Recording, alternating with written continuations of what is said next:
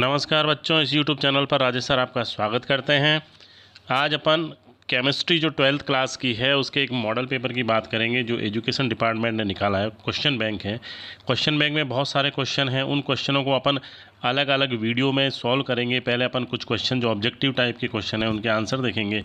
तो बच्चों, लॉकडाउन के कारण आपकी तैयारी तो बाधित हुई है, क्योंकि लॉकडाउन होने के कारण जो पढ़ाई होनी चाहिए थी वो आपकी नहीं हो पाई। इसलिए अब आपके पास ये समय है कि आप अपने जो एग्ज़ाम की तैयारी है वो अच्छे से करें, इन क्वेश्चनों को सॉल्व करें और अच्छे से अच्छे प्रैक्टिस करें। यह आपके पास एक गोल्डन चांस है अच्छी परसेंटेज बनाने का। तो आप इस तरह के जो क्वेश्चन पेपर हैं उनको सॉल्व करें और अपनी प्रैक्टिस जारी रखें, ठीक है ना। अपनी पढ़ाई में बिल्कुल भी किसी तरह की ढिलाई ना करें। ये ना सोचें कि अब हमारे पास बहुत टाइम है, आराम से पढ़ लेंगे। ये सोच की बजाय आप ये सोचें कि ये जो टाइम है आपके पास बहुत इंपॉर्टेंट टाइम है, आप इसमें अपनी मेहनत जो है वो जी जान से लग जाएं और परीक्षा की तैयारी करें। ये जो मॉडल पेपर है इसकी अपन बात करते हैं, देखते हैं कौन कौन से इसमें क्वेश्चन अपन सॉल्व करेंगे। एक एक क्वेश्चन को, जो ऑब्जेक्टिव क्वेश्चन है, ये पूरे बहुत ही इंपॉर्टेंट क्वेश्चन और इसी में से बोर्ड एग्जाम में आपके क्वेश्चन पूछे जाएंगे। तो देखते हैं, पहला जो क्वेश्चन है, निम्न में से हाइड्रोजन बंध युक्त आणविक ठोस है। यानी बात अपन कर रहे हैं हाइड्रोजन बंध युक्त आणविक ठोस की। तो हाइड्रोजन बंध किस में पाया जाता है? जब फ्लोरीन, ऑक्सीजन एंड नाइट्रोजन, ये जो तीनों जो हैं, तीनों में से कोई सा भी एक जो होता है वो हाइड्रोजन से जुड़ा होता है। तो जब हाइड्रोजन इन अत्यधिक विद्युत ऋणी तत्व से जुड़ा होता है तो ये अन्य तत्व से भी हाइड्रोजन बंध बना लेता है। तो अपन देखते हैं यहाँ पर कि हाइड्रोजन किस में से, फ्लोरीन, ऑक्सीजन या नाइट्रोजन से जुड़ा हुआ है। पहला जो है इसमें देखो ऑप्शन HCl है बच्चों। HCl एक ध्रुवीय आणविक ठोस है। HF जो है देखो इसमें हाइड्रोजन बंध पाया जा रहा है और ये एक आणविक ठोस का उदाहरण है। CH4 की बात करें तो ये एक अध्रुवीय आणविक ठोस है। CHCl3 है तो ये भी एक ध्रुवीय आणविक ठोस का एग्जाम्पल है, लेकिन जब हाइड्रोजन बंध पाया जाता है वो HF में पाया जाता है, तो इसका आंसर हो गया HF। सेकेंड जो प्रश्न है बच्चों उसकी अपन बात करते हैं। BCC काय केंद्रीय घनीय संरचना जो है, इकाई कोष्टिका में कणों की संख्या बताइए। इसमें कणों की संख्या पूछी है। तो एक जो संख्या है कणों की वो तो पाई जाती है सरल घनीय एकक कोष्टिका में। 4 जो संख्या है वो पाई जाती है FCC में, और संख्या 2 जो है वो पाई जाएगी BCC में। यानी इसका आंसर बच्चों 2 होगा, क्योंकि इसमें BCC में क्या होता है, सभी कोनों पर एक एक अवयवी कण पाया जाता है। तो क्योंकि 8 कोने होते हैं और प्रत्येक में 1/8 भाग उसका होता है, तो इसका मतलब एक कण के बराबर उसका भाग हो गया। और इसके मध्य में भी एक कण पाया जाता है, तो टोटल जो है इसमें 2 अवयवी कण पाए जाते हैं। तो इस प्रकार बच्चों हम 2 अवयवी, इसके आंसर हो गया 2। अगला प्रश्न है, मूर्खों का सोना किसे कहते हैं? FeO को, FeOH का होल थ्राइस को, FeS2 को या FeS को? तो इसमें बच्चों जो आंसर है वो है फेरस सल्फाइड को मूर्खों का सोना कहा जाता है, क्योंकि इसमें धनायन रिक्ति का दोष पाया जाता है। धनायन रिक्ति का दोष के कारण क्या होता है कि इसके क्रिस्टल जालक में Fe+2 तथा Fe+2 जो होता है वो Fe+3 में परिवर्तित हो जाते हैं। दोनों आयन इसलिए पाए जाते हैं। तो Fe+3 और Fe+2 होने के कारण इलेक्ट्रॉन जो होता है उनमें दोनों के मध्य में इलेक्ट्रॉनों का आदान प्रदान होता रहता है, जिससे इनमें सोने जैसी चमक उत्पन्न होती है, और इसी कारण से इसे मूर्खों का सोना कहा जाता है।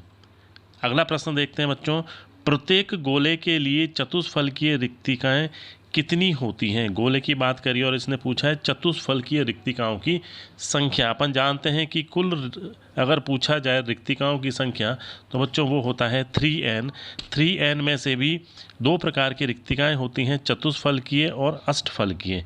तो जब अपन चतुष्फलकीय की बात करते हैं तो उसमें 2n होता है, और अष्टफलकीय की बात करते हैं तो उसमें n रिक्तिकाएं पाई जाती हैं और कुल 3n होती हैं। तो इसका आंसर इसने पूछा है चतुष्फलकीय में, तो 2n इसका आंसर हो जाएगा।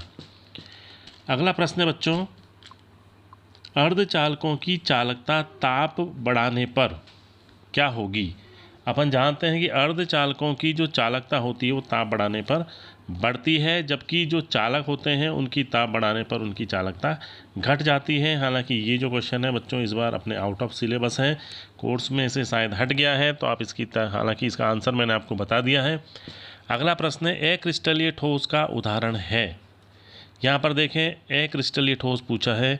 NaCl जो है वो एक प्रकार का आयनिक ठोस है, ZnS भी एक प्रकार का आयनिक ठोस है, और कॉपर जो है धातु होने के कारण ये भी एक धात्विक ठोस है। बात अपन करते हैं कागज़ की, क्योंकि कागज़ जो है वो एक सेलुलोज से बना हुआ होता है जो कि एक बहुलक होता है, पॉलीमर होता है, और बहुलक जो होते हैं वो अक्रिस्टलीय होते हैं क्योंकि उनमें अवयवी कण जो होते हैं त्रिविम में निश्चित ज्यामिति में नहीं पाए जाते, इसलिए इसका आंसर होगा कागज।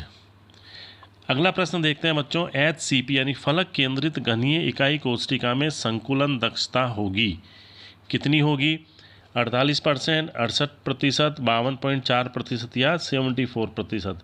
तो बच्चों इसमें होगी 74% होती है HCP की और CCP की, जबकि 52.4% जो होती है वो होती है सरल चालक की। 68% 74%। बच्चों ऐसा अर्ध जिसका उपयोग, अगला प्रश्न है बच्चों, ऐसा अर्धचालक जिसका उपयोग संकेतों को तुरंत पहचान करने में होता है, zinc sulphide, gallium arsenide, indium antimony या कैडमियम सेलेनियम। तो इसका आंसर है बच्चों गैलियम आर्सेनाइड। हालांकि ये क्वेश्चन भी अपने कोर्स से इस बार नहीं है, हट गया है, ठीक है, फिर भी अपन ने इसका आंसर देख लिया है। अगला जो प्रश्न है, सहसंयोजिक ठोस का उदाहरण है, कांच, हीरा, रबड़ या NaCl। तो बच्चों जो कांच है इसमें वो तो एक अक्रिस्टलीय ठोस है, हीरा जो है वो एक नेटवर्क ठोस है जिसे हम सहसंयोजी ठोस भी कहते हैं, रबड़ एक अक्रिस्टलीय ठोस है, और NaCl एक आयनिक ठोस है। तो इसका आंसर है बच्चों हीरा, क्योंकि हीरा, ग्रेफाइट, कार्बन के जो अपर रूप हैं ये सहसंयोजी ठोस होते हैं, इनमें सहसंयोजी बंध पाया जाता है, इन्हें नेटवर्क ठोस भी कहा जाता है। अगला प्रश्न है, क्रिस्टल जालक कितने प्रकार के होते हैं? बच्चों यहाँ पूछा है क्रिस्टल जालक, तो इसका आंसर है 14।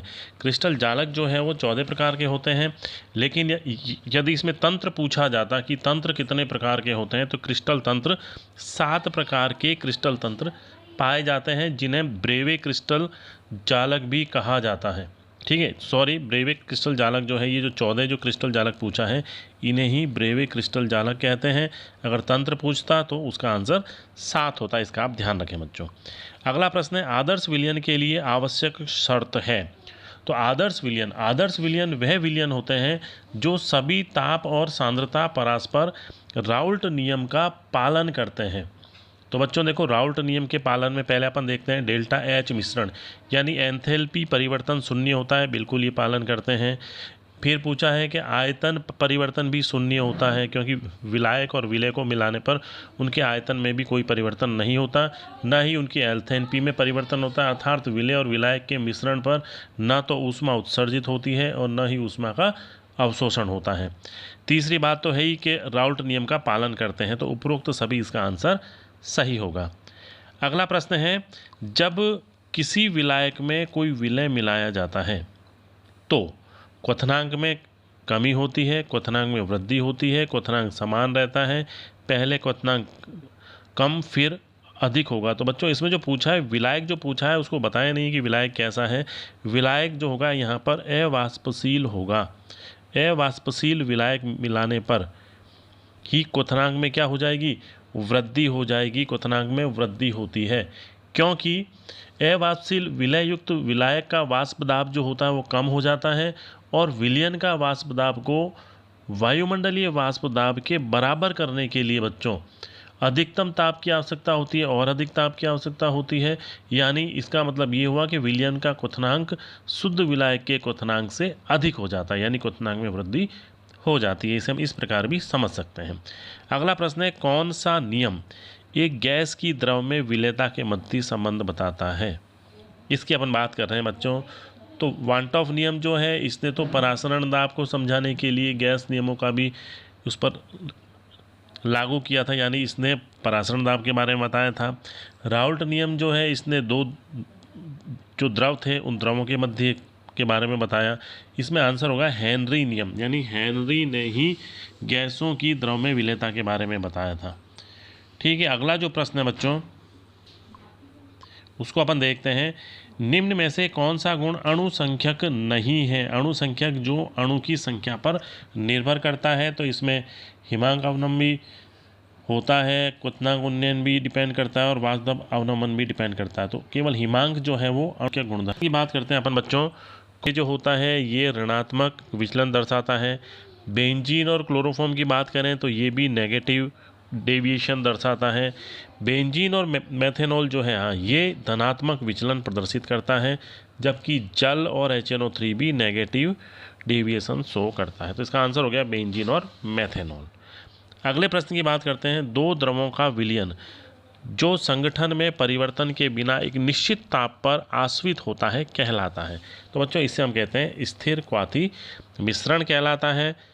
ठीक है, ये इसकी पूरी परिभाषा है। संतृप्त विलयन का मतलब ये होता है कि जब किसी विलायक में विलय की अधिकतम मात्रा घुली होती है और मात्रा उसमें नहीं घोली जा सकती तो वो संतृप्त कहलाता है। आदर्श विलयन अपन जानते ही, जो जितने भी राउल्ट नियम है, राउल्ट नियम के पूर्ण रूप से पालन करते हैं, आदर्श विलयन कहलाते हैं। और असंतृप्त विलयन वे होते हैं जिसमें विलायक में अल्प विलय घुला रहता है, यानी विलय की मात्रा कम होती है, वो असंतृप्त विलयन कहलाते हैं। अब अपन बात करते हैं बच्चों क्वेश्चन नंबर 17 की। ये जो प्रश्न है ये चैप्टर नंबर 3 की अब अपन बात कर रहे हैं। तीसरे चैप्टर की बात हो रही है, यानी इससे पहले वाला जो क्वेश्चन था वो भी 3rd चैप्टर का था। तो इसमें है कि 25 ग्राम शर्करा को जल में घोलकर 250 मिलीलीटर विलयन बनाया गया। इस विलयन का भार आयतन प्रतिशत होगा। तो भार आयतन की बात कर रहे हैं बच्चों, तो पहले अपन भार को इसमें लिखेंगे, यानी 25 ग्राम मात्रा को लिख देंगे। फिर इसने पूछा आयतन कितने में घुला हुआ है, 250 ml में घुला हुआ है। प्रतिशत पूछा है, इसको अपन 100 से गुणा कर देंगे। तो इसमें आंसर जो हो जाएगा 25 से 25 कट गया, यानी 10% भार आयतन का इसमें मान हो गया 10%। आंसर हो जाएगा ए। अगला प्रश्न है, किसी स्वतः प्रवर्तित अभिक्रिया के लिए साम्य स्थिरांक ई सेल तथा डेल्टा जी क्रमशः होंगे, यानी गिब्स मुक्त ऊर्जा परिवर्तन और ई सेल की बात अपन करेंगे, यानी सेल विभव की, क्या इसमें परिवर्तन होता है। तो स्वतः प्रवर्तित की अभिक्रिया जो होती है उसके लिए बच्चों कंडीशन जो होती है वो ये होती है कि डेल्टा जी का मान जो है वो नेगेटिव होना चाहिए, ई सेल जो है वो पॉजिटिव होना चाहिए, यानी दो कंडीशन तो हैं ही, और के का मान, क्योंकि इसमें है के का मान जो है वो 1 से अधिक होना चाहिए। तो आंसर बी जो है इसका बिल्कुल सही है। अगला प्रश्न है, इसमें देखो एक सेल विभव दिया गया है, इसमें गैल्वेनिक सेल बताया गया है कि जिंक का इसमें अपचयन हो रहा है, इसका विभव दिया है 0.76। कॉपर को भी यहाँ पर अपचयन से दर्शाया गया है, इसका विभव बताया है 0.34 वोल्ट। तो इसमें बताया कि ईएमएफ अपन को ज्ञात करना है। अपन जानते हैं कि ई सेल बराबर जो होता है वो होता है ER माइनस EL, यानी राइट एंड लेफ्ट। अपन जानते हैं कि गैल्वेनिक सेल में जो राइट हैंड साइड सेल होता है वो एज ए एनोड की तरह कार्य करता है, और लेफ्ट में जो होता है वो लेफ्ट में जो होता है वो एनोड की तरह, और राइट में जो होता है वो कैथोड की तरह कार्य करता है। तो कैथोड पर अपन जानते हैं बच्चों अपचयन होता है और एनोड पर हमेशा ऑक्सीकरण होता है। तो इसमें कैथोड जो होता है वो कॉपर का बना हुआ होता है और एनोड जो होता है वो जिंक का बना होता है।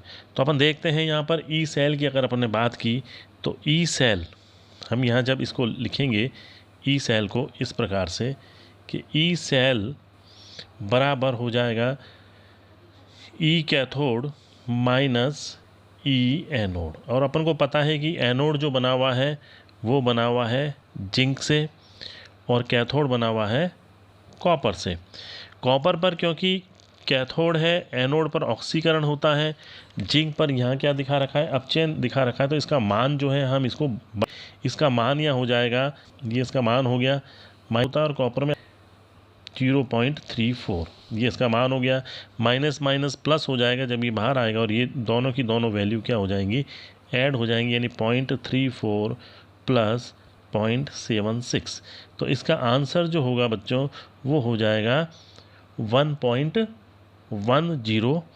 वोल्ट, यानी मानक इलेक्ट्रोड विभव जो हो जाएगा वो इसमें हो जाएगा कितना, 1.10 वोल्ट, यानी सी इसका आंसर हो जाएगा। यहाँ अपन देखें सी आंसर है 1.10 वोल्ट इसका आंसर हो जाएगा। तो आप ये ध्यान रखें क्योंकि इसमें जो वैल्यू दी गई है ये इसकी अपचयन विभव दिया गया है, और हमें यहाँ आवश्यकता है ऑक्सीकरण विभव की। तो हम इसका मान जो है वो इसकी जो केवल सिंबल जो होता है वो चेंज हो जाता है। प्लस से माइनस में वैल्यू हो जाएगी, और जब अपन इसको इस तरह से रखेंगे तो ये दोनों ऐड हो जाएंगे और 1.10 वोल्ट इसका आंसर आ जाएगा। अगला प्रश्न है बच्चों 20वां, मानक हाइड्रोजन इलेक्ट्रोड का इलेक्ट्रोड विभव होता है, ये हमेशा बच्चों शून्य होता है, बी आंसर है इसका। अगला प्रश्न है सेल स्थिरांक की इकाई होती है बच्चों, अपन जानते हैं सेल स्थिरांक x बराबर L अपॉन A होता है, लेंथ अपॉन एरिया होता है, और लेंथ की जो अपन को मालूम है सेंटीमीटर इसकी इकाई होती है, और इसकी सेंटीमीटर स्क्वायर। एरिया की सेंटीमीटर से सेंटीमीटर कट जाएगा, अपने बच जाएगा 1 सेंटीमीटर, या इसको अपन कह देंगे सेंटीमीटर इनवर्स। तो इसका आंसर जो होगा बच्चों वो होगा सेंटीमीटर इनवर्स, सी आंसर है इसका। अगला प्रश्न है गैल्वेनिक सेल के लिए कौन सा कथन सत्य नहीं है। गैल्वेनिक सेल एनोड ऋणावेशित होता है, बिल्कुल सही है।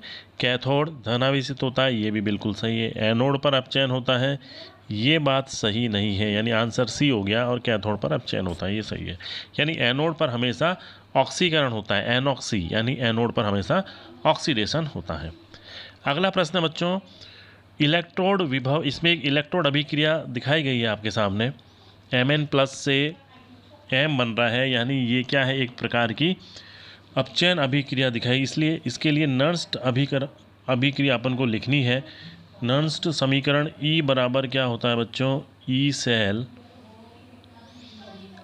माइनस 0.0591 अपॉन N, और इसमें होता है आगे लॉग का मान होता है ऊपर धातु, यानी अपन Ms लिख देंगे बटा नीचे इसका आयन के रूप में Mn+।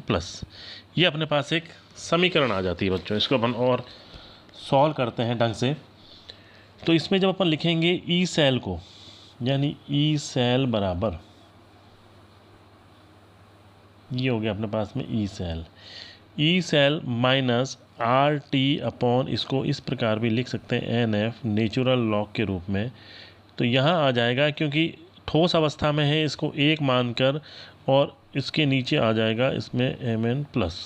ये अपने पास में समीकरण आ जाती है, क्योंकि इसमें माइनस दिया हुआ है और इसमें जो क्वेश्चन है इसमें प्लस है, तो अगर जब अपन इसको प्लस करेंगे बच्चों तो ये हो जाएगा ई सेल, प्लस लिखने पर क्या हो जाएगा RT अपॉन NF, तो ऐसे ही रहेगा, और नेचुरल लॉग जो होगा इसमें Mn ऊपर चला जाएगा। तो इसमें जो आंसर होगा बच्चों वो डी आंसर होगा इसका। समीकरण जो होगी नर्न समीकरण, इस प्रकार इसका रूप बदल जाएगा। तो इस प्रकार बच्चों ये जो अपने तीसरे पार्ट तक के अपन ने आज क्वेश्चन किए, इससे आगे के जो भी क्वेश्चन हैं वो नेक्स्ट चैप्टर में करेंगे, अपन अगले वीडियो में उसको करेंगे। तो आप इसकी प्रैक्टिस कीजिए और अगले वीडियो के लिए तैयार रहिए। धन्यवाद।